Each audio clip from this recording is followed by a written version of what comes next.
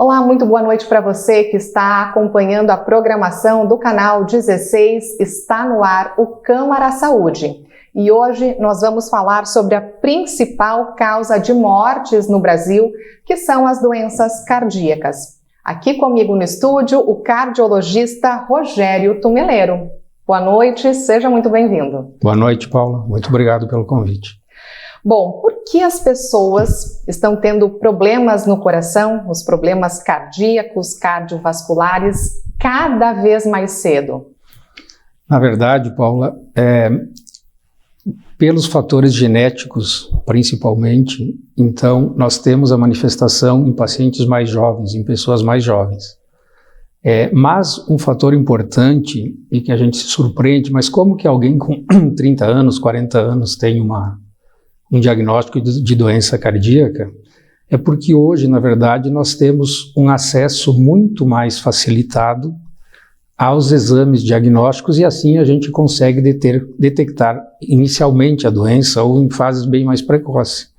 Diferentemente do que antigamente, quando nós tínhamos grande dificuldade de termos acesso aos exames e aos diagnósticos, e assim, então, as pessoas morriam precocemente e nós não tínhamos esse diagnóstico. Então, hoje, como nós temos a possibilidade, nós temos esse acesso facilitado pelo sistema todo de saúde, então nós conseguimos ter esses diagnósticos precoces, mas ela vem se manifestando sempre do mesmo formato, na verdade, com os fatores de risco que aumentam, a população aumenta e a gente detecta mais pessoas com doenças cardíacas.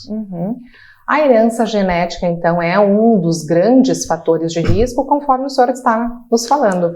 Na verdade, é o mais importante de todos. O principal deles. Porque os demais que nós iremos falar no decorrer da nossa fala, eles podem ser modificados e podem ser controlados. Mas o fator hereditário, o genético, é o que nós não temos controle. Então, é muito comum os pacientes nos perguntarem, mas veja só, eu não fumo, eu não tenho colesterol alto, eu faço atividade física e eu tenho problema de coração. Por quê? Porque é a parte genética.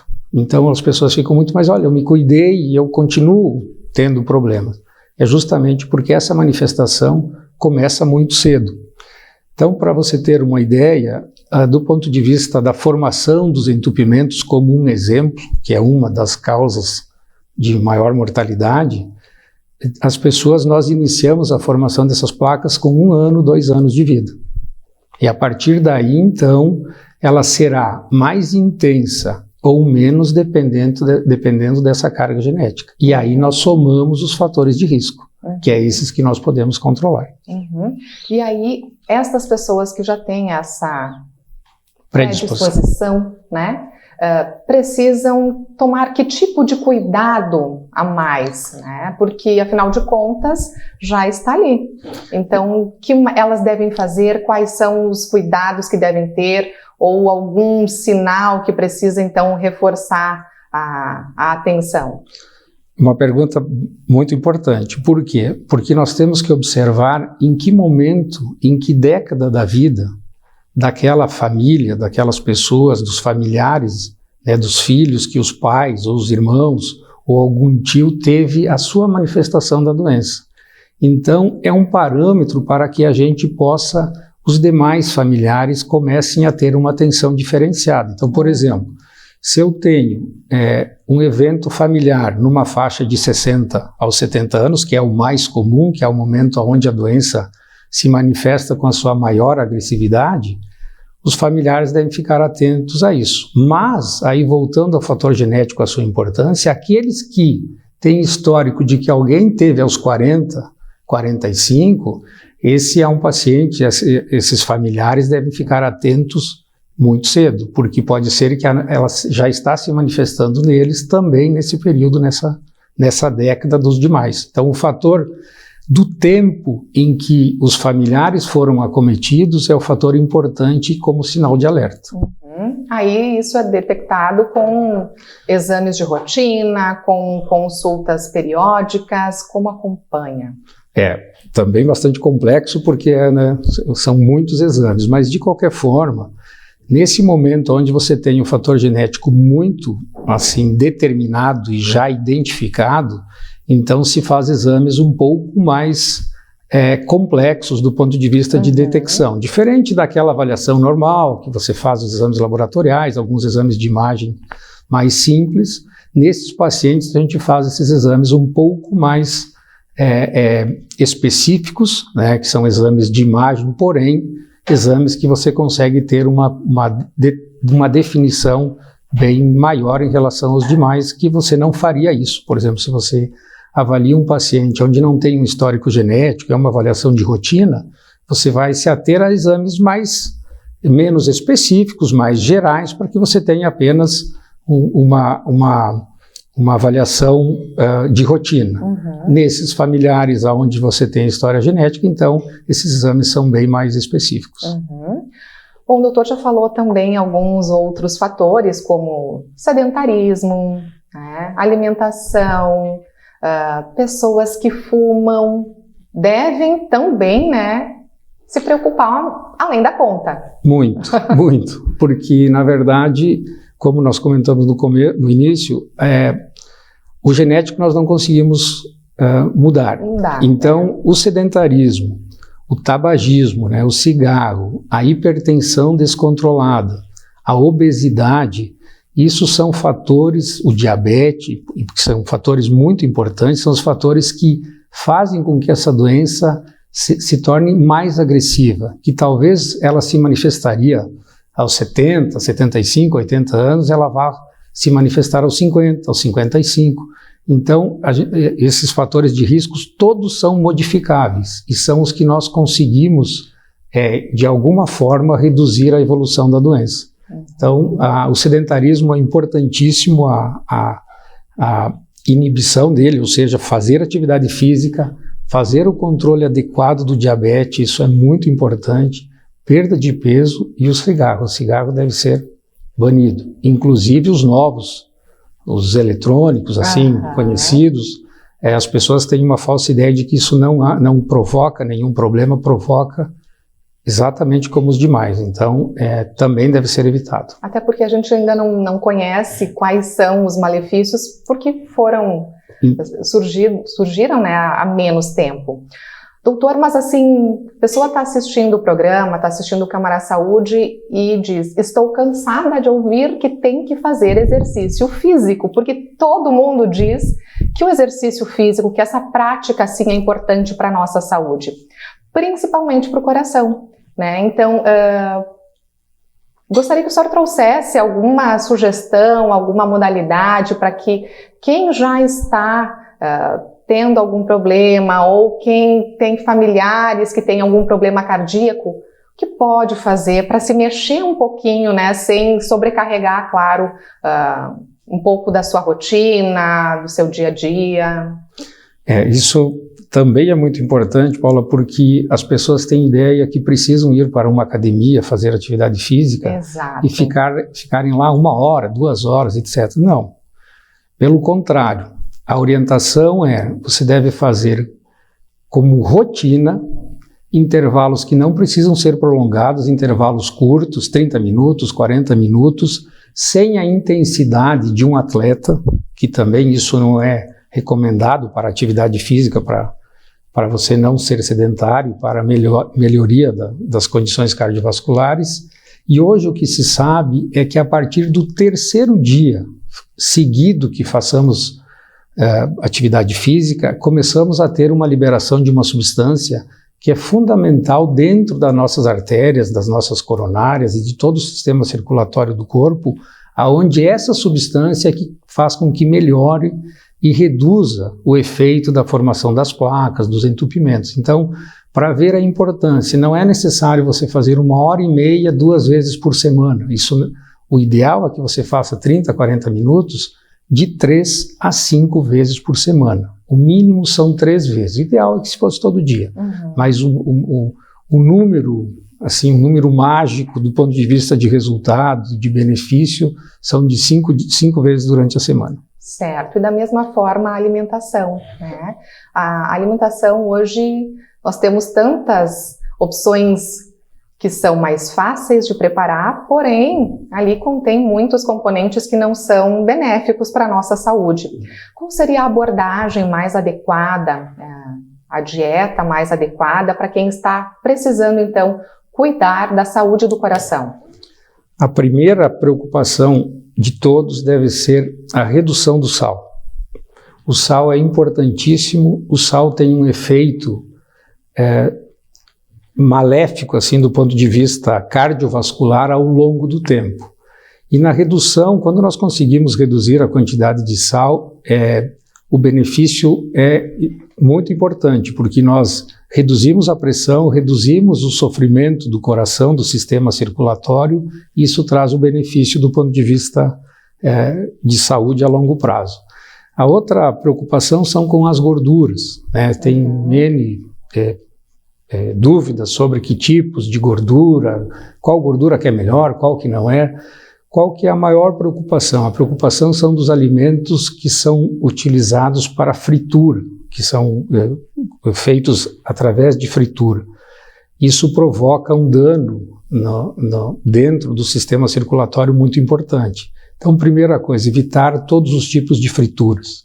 Sempre que for necessário, sempre coisas assadas, grelhadas, que são as orientações amplas, assim, para que no dia a dia a gente não os utilize. E, obviamente, então, comida saudável, do ponto de vista de menos industrializado possível, né? E que você associe isso à atividade física. Então, e hoje no mercado também, as embalagens dos alimentos já estão, né, com os dizeres alimento com alto teor de sódio, rico em gordura saturada. Saturada, exatamente. Então já tem um alerta ali. É muito importante. Isso, as pessoas têm essas possibilidades que há um tempo atrás nós não tínhamos, né? Então deve ser utilizado e isso faz muita diferença. Apenas por curiosidade, o sistema de saúde, o Ministério da Saúde, né, em todo o seu conjunto em relação à parte cardiovascular, os prejuízos causados com o excesso da utilização de sal aos danos de eventos cardiovasculares, o custo é muito elevado. Alguns bilhões de reais por ano são utilizados para compensar esses efeitos. Então veja a importância que nós temos da retirada do sal. Não é para retirada por completo, é sem o exagero do sal. Com moderação. Exatamente. Doutor, antes de encerrarmos esse primeiro bloco, gostaria de falar também a respeito da pressão do dia a dia, da carga de estresse que nós vivemos atualmente, né? A nossa vida realmente é muito corrida e isso também pode afetar o nosso coração? Pode. Na verdade, se nós tivermos uma dieta adequada e associarmos uma atividade física regular, ele vai tolerar muito bem isso tudo. A gente pode enfrentar tudo isso.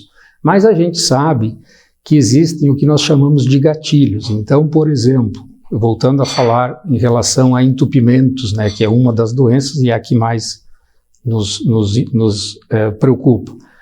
Quando você tem algum estresse emocional muito importante, por N motivos, aquilo tudo que está estável pode instabilizar, que é assim que a gente chama. Aquelas placas que estão controladas, elas podem rapidamente, agudamente mudar e levar aos eventos de infarto. Então não é incomum, né? A pessoa ouviu tal notícia ou teve tal problema emocional e de repente iniciou com dor no peito, foi lá, infartou, ou tem as pessoas que têm morte súbita.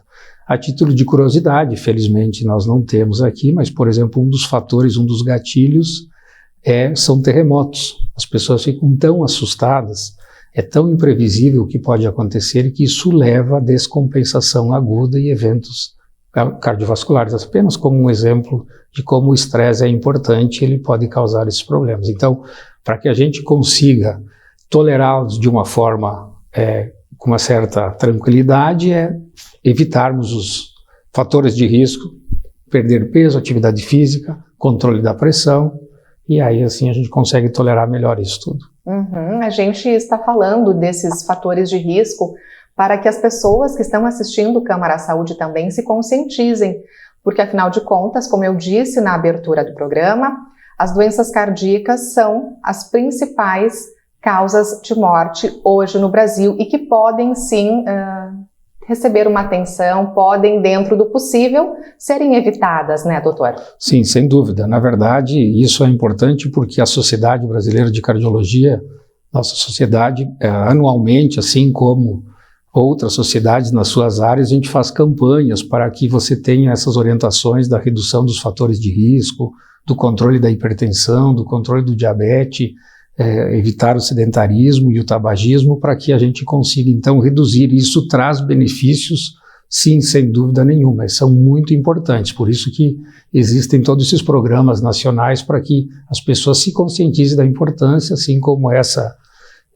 nossa conversa, por mais que ela seja simples, mas do ponto de vista de que as pessoas, no seu dia a dia, consigam identificar o que elas podem mudar. Verdade. Então, Câmara Saúde de hoje nós estamos falando sobre as doenças cardíacas e a gente vai fazer agora um rápido intervalo, mas no próximo bloco vamos trazer ao Dr. Rogério algumas perguntas dos nossos telespectadores. Não saia daí.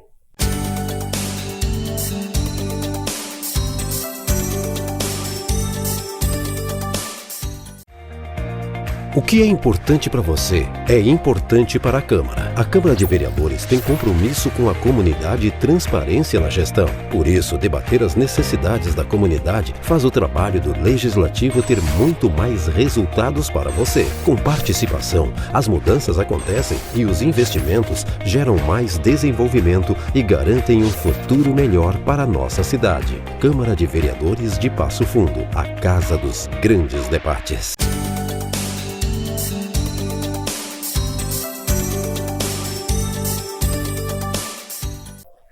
No Câmara Saúde de hoje, nós estamos recebendo o Dr. Rogério Tumeleiro para falar sobre as doenças cardíacas. No bloco anterior, conhecemos os principais fatores de risco e agora, nesta segunda etapa do programa, vamos falar sobre as perguntas, né? Responder algumas perguntas dos nossos telespectadores. A primeira, então, doutor, às vezes sinto dor na boca do estômago e no braço. Pode ser coração?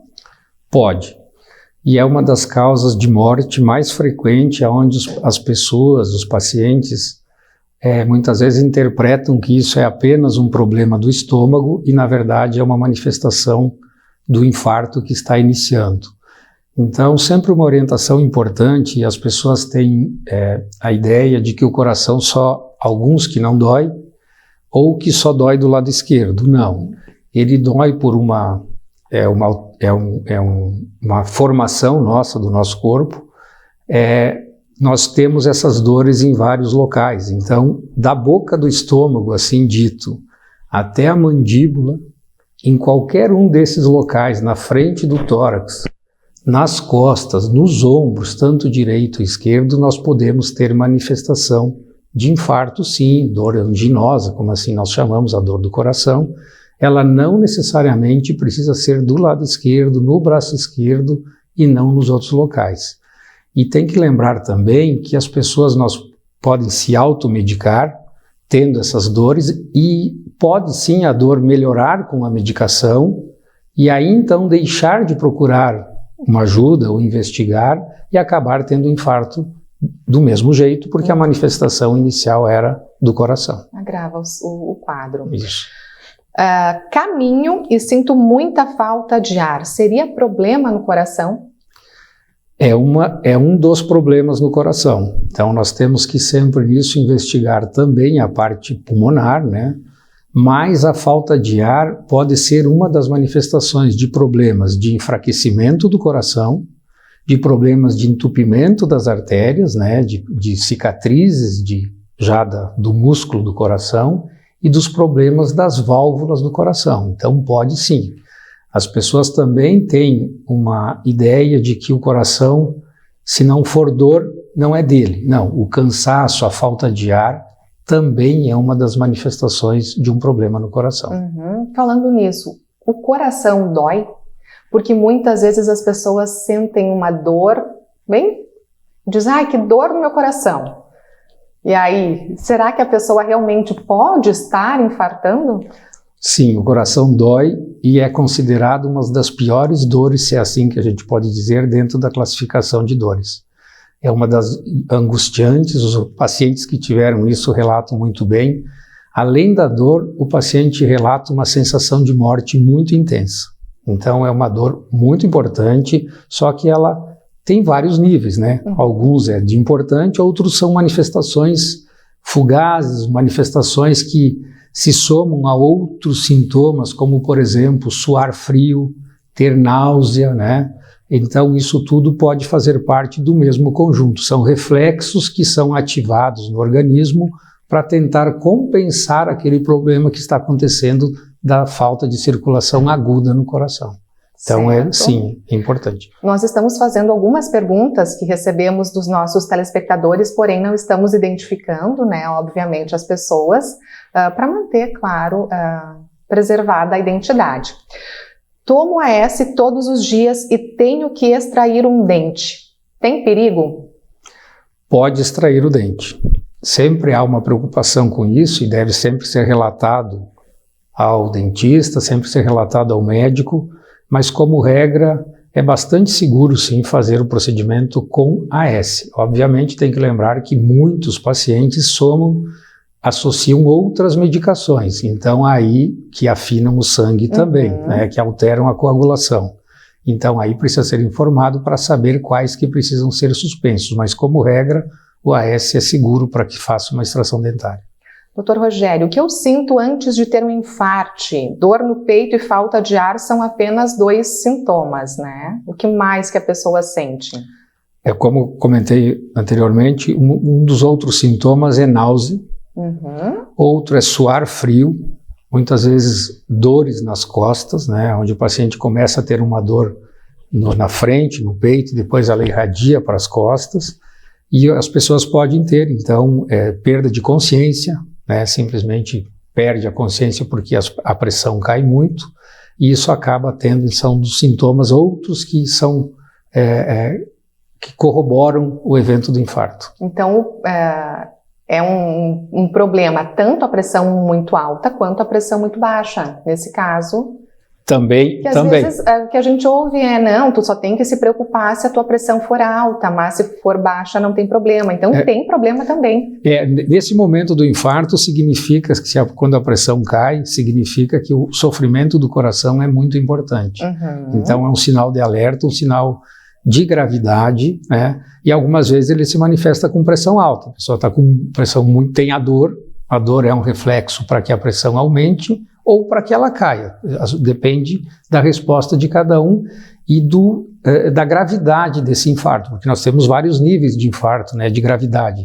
Infartos menores, com sintomas menores ou até quase imperceptíveis, e outros não, importantes a ponto de levar à morte súbita, que é uma das manifestações, obviamente, dentro dos eventos de infarto. Nós temos cada 10 pessoas, 3 têm morte súbita e nunca tiveram uma dor. Então isso, a preocupação dos fatores hereditários, né, dos fatores de risco para a pessoa que possa fazer as suas avaliações periódicas para que evite, né, não entre a um evento de morte súbita. Próxima pergunta. Entrei na menopausa, posso ter mais problemas cardíacos agora? Sim, pergunta importante. As mulheres têm, devido à sua fase pré-menopausa, onde você tem os hormônios naturais, existe uma certa proteção, né, das mulheres. A partir do momento da menopausa, ela passa a igualar os fatores, né, em relação ao homem. Então o risco aumenta e aí é muito importante. Aí você pode perguntar, tá, mas então se eu tenho história familiar prévia de pessoas mais jovens e eu estou na menopausa, não preciso me preocupar? Preciso, mas de um jeito um pouco menor, assim, não tão intenso, porque você tem uma certa proteção, mas precisa fazer as investigações do mesmo jeito.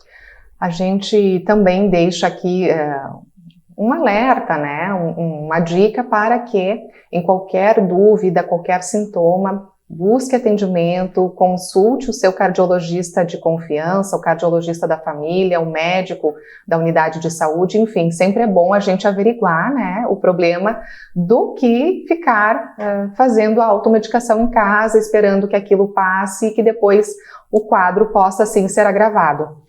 Um comentário que as pessoas, importante que sempre lembrem, sempre que uma pessoa acorda durante o sono, de madrugada, com uma dor, ou na boca do estômago, ou no peito, ou nas costas, sempre é um sinal importante de alerta e que deve ser de imediato investigado.